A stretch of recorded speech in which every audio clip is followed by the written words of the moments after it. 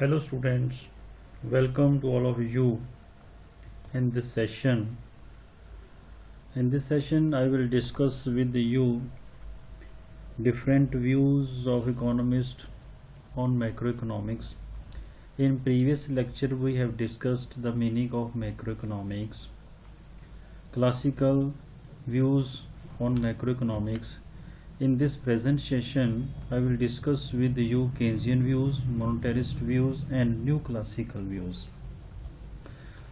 Classical views हम detail में पढ़ चुके हैं, थोड़ा मैं ब्रीफ कर दूंगा। क्लासिकल के जो विचार थे क्लासिकल इकोनॉमिस्ट्स के, वो कहते थे लेसेस फेयर पॉलिसी होनी चाहिए, गवर्नमेंट को इंटरवीन करने की कोई ज़रूरत नहीं है। लॉन्ग रन में फुल एम्प्लॉयमेंट जो है नॉर्मल सिचुएशन होती है। शॉर्ट रन में अगर एबनॉर्मल मीन्स अंडर एम्प्लॉयमेंट या ओवर एम्प्लॉयमेंट आ भी जाए तो ऑटोमेटिकली वो एडजस्ट हो जाती है। Self sustained self adjusted system है, ऑटोमेटिकली वर्क करता है और फुल एम्प्लॉयमेंट ऑटोमेटिकली आ जाता है, इसलिए गवर्नमेंट को इंटरवीन करने की ज़रूरत नहीं होती। उनका ये कंसेप्ट सारे का सारा सेज लॉ ऑफ मार्केट पर बेस्ड था, जिसको कहते हैं, जिसकी डेफिनेशन है supply creates it's on demand. जो सप्लाई है, जो भी प्रोड्यूस किया जाएगा वो सारे का सारा बिक जाएगा, इसलिए गवर्नमेंट को गवर्नमेंट इंटरवीन किससे करती है? अपने टूल से, टैक्सेस से, सब्सिडी से। गवर्नमेंट पॉलिसी बनाती है, फ्लोरिंग सीलिंग प्राइसेस जो हैं, मिनिमम मैक्सिमम प्राइसेस डिसाइड करती है, उसको ज़रूरत नहीं है करने की।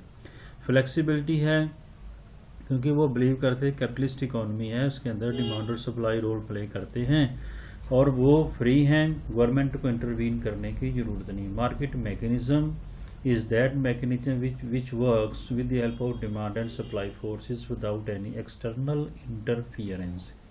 गवर्नमेंट को इंटरवीन करने की ज़रूरत नहीं है। मार्केट मैकेनिज्म के अंदर उसके एजेंट्स हैं, वो हैं डिमांड और सप्लाई, वो रोल प्ले करते हैं और अपने आप सेल्फ एडजस्टेड मैकेनिज्म जो है उसके अकॉर्डिंग वो अपने प्राइसेस को डिसाइड करते हैं। लेबर मार्केट हो, चाहे मनी मार्केट हो, चाहे गुड्स मार्केट हो। लेकिन केन्स ने अपनी बुक में the journal theory of employment interest and money 1936 इनको क्रिटिसाइज किया कि supply creates it's on demand नहीं है और समस्या जो है वो लॉन्ग रन की नहीं है। लॉन्ग रन में एडजस्टमेंट हो सकते हैं, लेकिन शॉर्ट रन सबसे बड़ी समस्या शॉर्ट रन की है। शॉर्ट रन की समस्या का हल कैसे ढूंढा जाए? लॉन्ग रन वो कहते हैं नहीं देखा, long run in long run we will all dead. लेकिन शॉर्ट रन की समस्या है तो वो ये सप्लाई साइड को ज़्यादा प्रेफर करते थे। केन्स कहता है नहीं, समस्या डिमांड साइड की है। शॉर्ट रन में अगर लोग डिमांड नहीं करेंगे, एक्चुअली इसकी जो व्यूज़ थे, डिप्रेशन 1929 का जो ग्रेट डिप्रेशन आया था, तो डिप्रेशन में क्लासिकल इकोनॉमिक्स फेल हो गई थी। जो कहते थे supply creates it's on demand, supply ने अपनी डिमांड को क्रिएट नहीं किया। प्राइसेस डाउन आ गए, वेजेस डाउन आ गए, प्रॉफिट डाउन आ गया, सब चीज़ें जब डाउन आएंगी, अनएम्प्लॉयमेंट बढ़ जाएगा, तो सप्लाई को तभी लोग खरीदेंगे डिमांड जब उनके पास वेजेस होंगी। जब उनके पास इनकम नहीं है तो वो लोग नहीं खरीदेंगे। तब केन्स ने कहा था कि गवर्नमेंट को रोल प्ले करना होता है। Demand side main important factor है, सप्लाई नहीं है। तो शॉर्ट रन की उसकी इकोनॉमिक्स है वो शॉर्ट रन की केन्सियन इकोनॉमिक्स। तो मेन उसके जो थॉट्स हैं केन्सियन पैराडाइम, जो केन्सियन हमारा स्कूल ऑफ थॉट है, वो क्या है? Government intervention is necessary, government should intervene in economic activity in short run. क्योंकि शॉर्ट रन में जैसे डिप्रेशन में अगर डायग्राम से आप बताऊं कि हमारे पास ये ट्रेड साइकिल जब आता है, ये प्रॉस्पेरिटी, बूम, रिसेशन, डिप्रेशन, ये आपका रिसेशन आ गया, डिप्रेशन आ गया, डिप्रेशन से रिकवरी, रिकवरी से फिर प्रॉस्पेरिटी शुरू होती है। तो जब ये समस्या थी रिसेशन, इसके अंदर डिप्रेशन, ये वाला पार्ट डिप्रेशन का आ गया, जितने भी वेरिएबल्स हम डिस्कस करते हैं वो सारे के सारे डाउन आ जाते हैं। प्राइवेट इन्वेस्टमेंट नहीं होता, तो जब प्राइवेट इन्वेस्टमेंट तभी होता है जब उनको कोई इंसेंटिव मिलेगा। जब इंसेंटिव ही नहीं है, वेजेस नहीं है, प्रॉफिट नहीं है, तो लोगों के पास सोर्स परचेजिंग पावर नहीं है, लोग परचेज नहीं करेंगे, तो प्राइवेट सेक्टर कभी भी इन्वेस्ट नहीं करता। तो फिर किसको आना पड़ता है? गवर्नमेंट को इंटरवीन करना पड़ता है कि इस समस्या से कैसे हल ढूंढा जाए। जब गवर्नमेंट, क्योंकि गवर्नमेंट का इन्वेस्टमेंट जो होता है उसको कहते हैं ऑटोनोमस, स्वतंत्र निवेश, उसका प्रॉफिट मोटिव नहीं होता गवर्नमेंट का। प्राइवेट का मोटिव हमेशा प्रॉफिट है। जब प्रॉस्पेरिटी होती है प्राइवेट सेक्टर पूरा दबा के इन्वेस्टमेंट करता है, लेकिन जब रिसेशन आएगा तो फिर गवर्नमेंट को रोल प्ले करना पड़ता है। गवर्नमेंट क्या करती है, ऑटोनोमस स्वतंत्र निवेश करती है, रोड ब्रिज ऐसी चीज़ें बनाना जिसको कहते हैं सोशल कॉस्ट, सामाजिक ऊपरी व्यय, उसके ऊपर खर्च करेगी। लोगों को रोजगार, हेल्थ है, एजुकेशन, इसके ऊपर खर्च किया जाएगा, लोगों को फैसिलिटी मिलनी शुरू हो जाएगी। एक्सेलरेशन और मल्टीप्लायर हम आगे पढ़ेंगे, वो वर्क करते हैं, सुपर मल्टीप्लायर वर्क करता है, तो धीरे धीरे इकोनॉमी बढ़नी शुरू करती है, रिकवरी होती है, रिकवरी से फिर प्रॉस्पेरिटी आ जाती है। तो केन्स कहता है इस समस्या का हल जो है वो क्लासिकल इकोनॉमिक्स है वो फेल हो गई, तो government should intervene in economic activities. Government को इकोनॉमिक एक्टिविटीज़ में इंटरवीन करना चाहिए। जब गवर्नमेंट इंटरवीन करेगी तो एग्रीगेट डिमांड बढ़ेगी, इसलिए गवर्नमेंट को इंटरवेंशन करना जरूरी है। फुल एम्प्लॉयमेंट कहता है कि it is not a normal situation, rather problem क्या है, शॉर्ट रन की है। शॉर्ट रन में अंडर एम्प्लॉयमेंट होता है, ना कि full employment. Under employment is a normal. Short run economics है उसकी, और जो उसके टूल हैं वो कहते हैं physical monetary policy are the primary tools recommended by Keynesian economist to manage the economy and fight unemployment. Physical policy tax subsidy है, मॉनेटरी पॉलिसी है, बैंक रेट, इंटरेस्ट रेट जो है, सप्लाई ऑफ मनी, इसको affect करती हैं। तो ये दोनों पॉलिसीज़ की हेल्प से वो कहते हैं हम क्या कर सकते हैं, इस समस्या से, अनएम्प्लॉयमेंट से, डिप्रेशन से निकल सकते हैं। He also criticise the Say's law of market, कहते सप्लाई नहीं है जो डिमांड को क्रिएट कर, rather demand creates its supply. Demand में ज़रूरत होगी, जिस चीज़ की ज़रूरत है वो प्रोड्यूस किया जाएगा तो बेनिफिट है, ये नहीं कि जो सप्लाई कर दी जाएगी तो वो सेल हो जाएगी, ऐसा नहीं है। ये केन्स का कहना है, केन्सियन इकोनॉमिस्ट। तो उन्होंने कहा कि मेन फैक्टर जो होता है, मेन ड्राइवर जो है वो है इफेक्टिव डिमांड। इफेक्टिव डिमांड को अगर बढ़ा दिया जाए, एग्रीगेट डिमांड का वो पार्ट मैं आगे जाके बताऊंगा। अनएम्प्लॉयमेंट लेवल, एक फुल एम्प्लॉयमेंट लेवल होता है जहाँ पर एग्रीगेट डिमांड एग्रीगेट सप्लाई के इक्वल होती है, लेकिन उससे पहले एग्रीगेट डिमांड कम है सप्लाई से। तो इफेक्टिव डिमांड, इफेक्टिव का मतलब आप अपने कंजम्पशन को, इन्वेस्टमेंट को या गवर्नमेंट एक्सपेंडिचर को चेंज करेंगे तो एग्रीगेट डिमांड का लेवल बढ़ जाएगा। तो इफेक्टिव डिमांड को बढ़ाना बहुत ज़रूरी है। तो एग्रीगेट डिमांड किन फैक्टर्स पर डिपेंड करती है, C+I+G इन क्लोज्ड इकोनॉमी। क्लोज इसलिए 3 सेक्टर हैं, अगर 4th होता तो ओपन इकोनॉमी आ जाता है। C कंजम्पशन जो है, कंजम्पशन जब डिप्रेशन है, कंजम्पशन को हम चेंज नहीं कर सकते। इन्वेस्टमेंट जो है वो प्राइवेट इन्वेस्टमेंट है, वे भी इनफेक्टिव होता है, लेकिन एक फैक्टर बचता है जो गवर्नमेंट एक्सपेंडिचर है।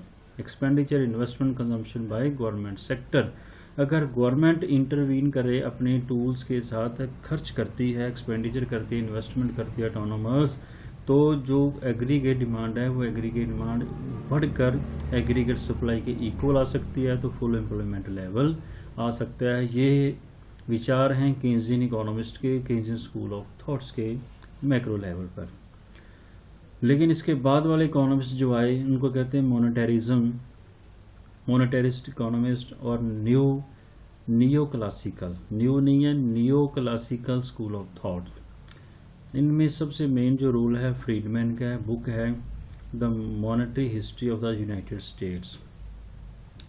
तो ये स्कूल है, स्कूल ऑफ थॉट्स है, शिकागो। 19 कब टाइम पीरियड इसका, 1960s और 70s। इसके मेन थॉट हैं supply of money in an economy is the primary driver of economic growth. इन्होंने क्रिटिसाइज कर दिया कि ये फैक्टर नहीं है जो आप कह रहे हैं, मेन जो ड्राइवर है वो सप्लाई ऑफ मनी है। मीन्स उन्होंने मॉनेटरी पॉलिसी को कहा है कि इकोनॉमी के अंदर सप्लाई ऑफ मनी अगर बढ़ती जाएगी, और सप्लाई ऑफ मनी बढ़ती है, देखो लिखा है supply of money increase, aggregate demand for goods and services goes up. Supply of money जो है, मनी सर्कुलेशन जो बढ़ती है, इससे क्या होगा, लोगों के पास परचेजिंग पावर आएगी, एग्रीगेट डिमांड बढ़ेगी, गुड्स एंड सर्विसेज की डिमांड बढ़ेगी। इससे क्या होगा, इकोनॉमी में इकोनॉमिक ग्रोथ स्टिमुलेट होगी, बढ़ेगी, अनएम्प्लॉयमेंट खत्म हो जाता है। तो ये इसकी मेन जो है आर्गूमेंट्स किस पर बेस्ड हैं, क्वांटिटी थ्योरी ऑफ मनी पर। क्वांटिटी थ्योरी मनी कहते हैं government should keep the money supply fairly steady. बड़ा स्टडी क्या होता है, लगातार बढ़ाते जाना, to allow for the natural growth rate of growth of the economy. तो उसको बढ़ाते जाना चाहिए। मीन्स मेन टूल जो है इसका मॉनेटरी पॉलिसी है, कि इसका कहता है फिस्कल है, ये कहता है मॉनेटरी पॉलिसी है। An economic tool use to in monetarism is implement to adjust interest rate to control the money supply. वो कहते हैं सप्लाई ऑफ मनी को बढ़ाते जाओ, हम इसको अचीव कर सकते हैं ग्रोथ को। उसके बाद फोर्थ जो है स्कूल ऑफ थॉट है new, not neo but new classical school of thought. इसके जो इकोनॉमिस्ट हैं Robert Lucas, Thomas Sargent, Robert Barro, Neil Wallace और पैट्रिक मिनफोर्ड। एक इसका टाइम पीरियड जो 70s, new classical school emerge in 1970s as a response to the failure of Keynesian economics to explain stagnation. 70s के time एक stagnation, पहले depression आया फिर stagnation. Stagnation का मतलब होता है प्राइस राइज कर जाएं लेकिन उसके बावजूद भी अनएम्प्लॉयमेंट आ जाए। जो प्रॉस्पेरिटी होती है, प्रॉस्पेरिटी के अंदर जब प्रॉस्पेरिटी है तो प्रॉस्पेरिटी में प्राइसेस भी बढ़ते हैं, एम्प्लॉयमेंट भी जनरेट होता है, प्रॉफिट भी बढ़ता है, जितने भी वेरिएबल्स हैं बेनिफिशियल वो बढ़ते हैं। यहाँ पर अनएम्प्लॉयमेंट भी कम, एम्प्लॉयमेंट भी कम होता है, रोजगार कम हो जाता है, कीमतें कम हो जाती हैं। लेकिन एक सिचुएशन आ जाए कि प्राइसेस बढ़ रहे हैं लेकिन बेरोजगारी साथ साथ बढ़ रही है, तो उसको कैसे दूर किया जाए। स्टैग्नेशन की में जो केन्सियन इकोनॉमिक्स थी वो फेल हो गई। तो उस टाइम इन्होंने कहा कि वो आपकी जो इकोनॉमिक्स है, जो आपकी कंसेप्ट ऑफ फेल है। तो इन्होंने क्या, केन्स एडवोकेट करता था, केन्स फेवर करता था, Keynesian economist advocate demand management policy both fiscal and monetary.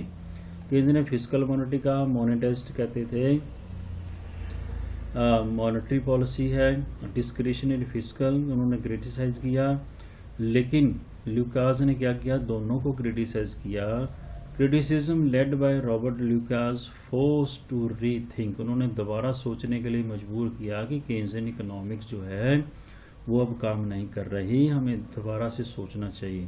तो नया वो कंसेप्ट क्या लेके आए रीथिंक करके, वो क्या था, one of the main most important principles of the new classical macro economics the rational expectations. Rational expectation hypothesis means जो इंडिविजुअल्स हैं, जो फॉर्म्स हैं, वो रैशनली एक्सपेक्ट करती हैं पास्ट एक्सपीरियंस से, अपनी रैशनैलिटी से, और जो इंफॉर्मेशन अवेलेबल उनके पास है उससे वो अपनी फोरकास्टिंग, अपनी एक्सपेक्टेशंस रखती हैं कि ऐसा फ्यूचर में हो सकता है। इसको कहते हैं रेटेक्स हाइपोथेसिस। वो क्या कहते हैं कि द इकोनॉमिक एजेंट्स, इंडिविजुअल्स और फर्म्स, कोई भी इंडिविजुअल फर्म है या फर्म्स हैं, इंडिविजुअल्स हैं, वो क्या करते हैं, ना फिस्कल पॉलिसी देखेंगे ना मॉनेटरी पॉलिसी देखेंगे, वो क्या है अपनी रैशनैलिटी के ऊपर है। रैशनैलिटी क्या है, 3 पिलर्स हैं। देयर ह्यूमन रैशनैलिटी, उनकी रैशनैलिटी, उनकी समझ क्या है, information available to them and their past experience. इन तीनों के बेसिस पर वो अपने डिसीजन लेते हैं। This concept contrasts with the idea that government policy influence financial and economic decisions. तो इन्होंने क्या कहा कि रैशनल एक्सपेक्टेशंस के बेसिस पर डिसीजन लिए जाते हैं। 3 पिलर्स पर जो है इंडिविजुअल्स डिसीजन लेते हैं, गवर्नमेंट पॉलिसीज फिर इफेक्ट नहीं कर पाती। So on the basis of the rational expectations that people make correct assessment of the effects of changes in the policies of the government. Thus, monetary and fiscal policy of the government make no effect on the aggregate demand. वो कहते हैं कि government की policies नहीं करेंगी, लोगों की expectations जो हैं, लोगों की रैशनल एक्सपेक्टेशंस जो हैं, वो डिसीजन मेकिंग जो उनकी पावर है या पास्ट एक्सपीरियंस है या इंफॉर्मेशन उनके पास है या रैशनैलिटी उनके पास है, उनके बेसिस पर ही हम जो है ग्रोथ को अचीव कर सकते हैं, इकोनॉमिक डिसीजंस को अफेक्ट करते हैं, आपकी पॉलिसी जो है अफेक्ट नहीं कर पाएंगी। तो ये नया आइडिया आया। ये 3 व्यूज़ हैं, classical, new classical, neo classical और केन्सियन व्यूज़ हमने पढ़ लिए। ये तीनों व्यूज़ हैं मैक्रो इकोनॉमिक्स से रिलेटेड। ये जस्ट आपको इसलिए शुरू में बताया गया ताकि आपको आगे आने वाले टॉपिक्स आसानी से, क्योंकि जो थॉट्स हैं इकोनॉमिस्ट के वो समझ आएँ, स्कूल ऑफ थॉट्स आपको पता चल जाएं, तब आगे जाके आप क्लासिकल क्या मानते थे, केन्स क्या मानता था और इनके आपस में क्या कंट्रोवर्सी थी वो आपको पता चलेगा। इसी के बेसिस पर पता चलेगा कि उनके थॉट्स क्या थे, आगे आने वाले कंसेप्ट तभी क्लियर होंगे। इसलिए मैंने ये टॉपिक आपके साथ डिस्कस किए हैं। इसके बाद फिर से सिंपल से शुरू करेंगे हम मैक्रो इकोनॉमिक्स, उसकी इंपॉर्टेंस क्या है, उसके फीचर्स क्या हैं, माइक्रो मैक्रो में डिफरेंसेस क्या हैं, आपको ज़्यादा क्लियर होगा जब आप इसको आप ध्यान से सुनेंगे और समझेंगे। मुझे उम्मीद है कि आपको समझ आएगा। अगर नहीं आया, कोई डाउट है तो आप कमेंट बॉक्स में या व्हाट्सएप पे आप पूछ सकते हैं। Thanks and have a nice day. Stay at home, stay safe. Thank you, bye bye. Take care yourself, your parents, your brothers, sisters, and whole society. Thanks a lot. Thank you very much.